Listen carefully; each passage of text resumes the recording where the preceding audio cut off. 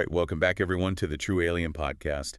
You know, it's your daily dose of the strange and unusual, all the things that make you wonder what's really out there. That's right. All those bizarre stories we just can't get enough of. And today we've got something really special for our paranormal probe. You guys sent in some incredible stuff, and we're diving deep into this one. Let's get into it. I'm Julia Jones, ready to unravel another mystery. I'm Adrian Smith. And let me tell you, Julia, these sources you sent over this, I mean, wow, they really got me thinking. Oh, yeah. We're talking about an alien civilization, the Zorblaxian Empire. These beings, they're supposed to be so advanced technologically. I mean, we're practically cavemen compared to them. So advanced, and yet their way of making first contact is, well, humor. Humor. That's right. You heard that right. Instead of some complex equation or a universal message of peace, they chose stand-up comedy. Stand-up comedy, how does that even work across galaxies? I mean, what do they find funny? Okay, so imagine you're Professor Watkins, right? Brilliant scientist. You're at SETI and suddenly, bam, a signal. The moment they've all been waiting for. Exactly. Except this signal, it's not what anyone expected. It's a jumble of sounds, guttural noises, these weird squawks, and then something that sounds like laughter. Laughter. So not exactly prime numbers or a message of peace. Not even close. They thought they'd cracked the code, first contact, but deciphering it, that was a whole other story. What made it so hard to figure out? Well, the Zorblaxians, their communication, it's so different. It's like sarcasm on steroids, absurd puns that make no sense. And their vocal range is like they're hitting notes we can't even hear. So their big introduction to the universe is a stand-up routine we can't even understand. It's like trying to read a book in a language you've never seen before. Utter confusion at first. Okay, but hold on. A super advanced civilization picks humor as their first contact move, and they do it in a way no one can understand. Are we sure this wasn't a prank? I know, right? It does sound like a cosmic joke. But the sources, they describe this wave of panic. Linguists, cryptographers, everyone trying to decode these alien sounds. Trying to find the punchline in a bunch of squawks? I can't even imagine. But then as the signal kept coming, something interesting happened. People started to pick up on the laughter, even if they didn't get the jokes. So even without understanding the humor, they felt it. Exactly. While the experts were struggling to make sense of it, there was this growing feeling of how ridiculous the whole situation was. And that's when they realized who better to understand illogical humor than comedians. Comedians, so instead of scientists, the go-to experts were stand-up comics. It sounds crazy, right? But these people who make us laugh for a living, they were suddenly on the front lines of alien communication. So who was the comedic hero who cracked the code? Was it someone famous? Well, the sources mentioned this comedian named Dave. Now, before all this alien business, his biggest fans were his cat and a bunch of houseplants. No way. Seriously, suddenly he's on TV trying to decipher alien squawks as punchlines.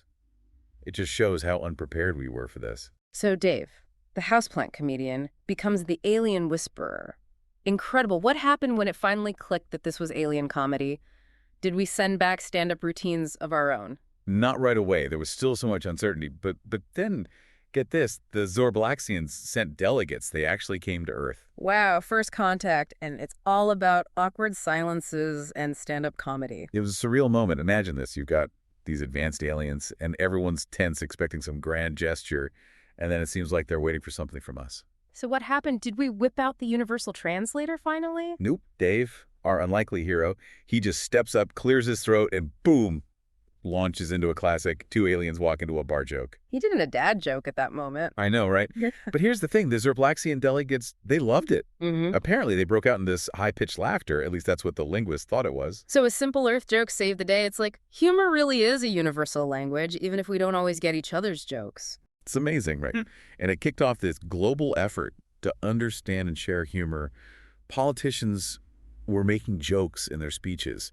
Scientists used props like rubber chickens to explain complex theories. Rubber chickens for science? That's a new one. I know, right? It was bizarre, but it worked. It helped bridge the communication gap.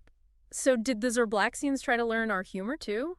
They did. Their jokes were a little strange, though. Lots of math equations. And for some reason, they were obsessed with cheese graters as punchlines.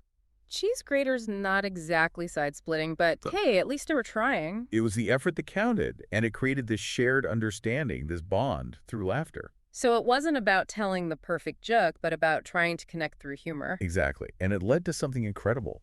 Earth's first interstellar alliance, not through treaties or technology, but through a love of blooper reels. Blooper reels, you're kidding. Nope. Showing them our on-set mishaps that really sealed the deal.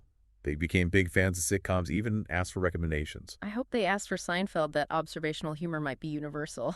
Funny you should mention that Professor Watkins added, "Explain why Seinfeld is groundbreaking," to his interspecies linguistics syllabus. So this whole encounter, it's changing how we think about communication with alien life. We always imagine serious stuff, but maybe laughter is the key. It makes you think about how important humor is in our own lives, how it can ease tension, bring us together, and help us see things differently.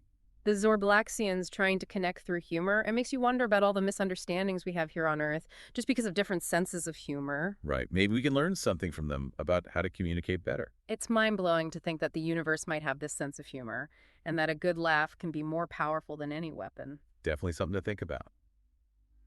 Well, that's all the time we have for our paranormal probe today. Julia, fantastic insights as always. Anytime, Adrian, and to everyone listening, keep looking up, stay curious, and maybe brush up on those alien knock-knock jokes. You never know.